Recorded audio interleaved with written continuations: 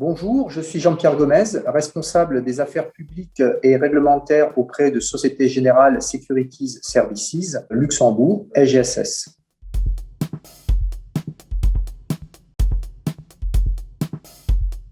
L'immobilier continue à bien se porter. On dit toujours quand le bâtiment va, tout va. Plus sérieusement, l'immobilier locatif est toujours en croissance. La question à se poser est plutôt sur l'immobilier de bureau, avec les impacts du télétravail sur la gestion de l'espace au quotidien. Si le travail à distance reste une option, il risque de changer la donne en fonction de l'occupation partielle des bureaux, avec un impact non des moindres sur les coûts de maintenance, moins de consommation d'eau ou d'électricité, voire moins de nettoyage. Pour moi, ces aspects n'ont pas encore été pris en considération.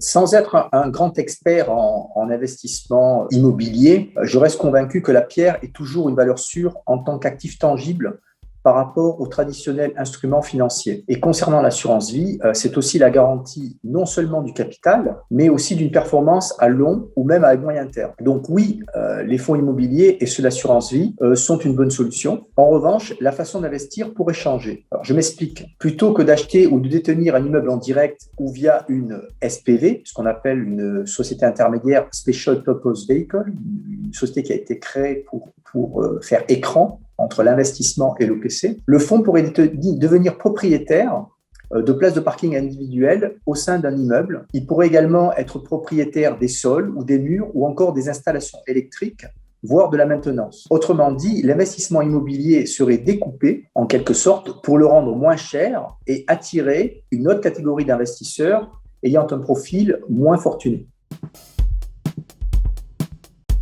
Alors oui et non. La question essentielle, c'est celle de la fiscalité. Si on est réussi à tendre vers une harmonisation européenne pour les aspects réglementaires, c'est plus compliqué lorsqu'on touche à la fiscalité. Une directive à transposer en droit local ou un règlement européen directement applicable ne prend jamais le côté fiscal. L'analyse à faire est toujours la même. Quel type d'investissement immobilier je souhaite réaliser? Dans quel pays ou quelle zone géographique? Et enfin, quelle catégorie d'investisseurs? Une chose est sûre, les fonds immobiliers et les fonds luxembourgeois sont devenus au fil des années une marque de fabrique et sont ceux qui sont le plus vendus en dehors de leur juridiction. Ceci n'a pas changé depuis la première directive européenne sur les OPC en 1985. Luxembourg est le premier pays en Europe en termes d'actifs pour les OPC domiciliés et numéro 2 dans le monde.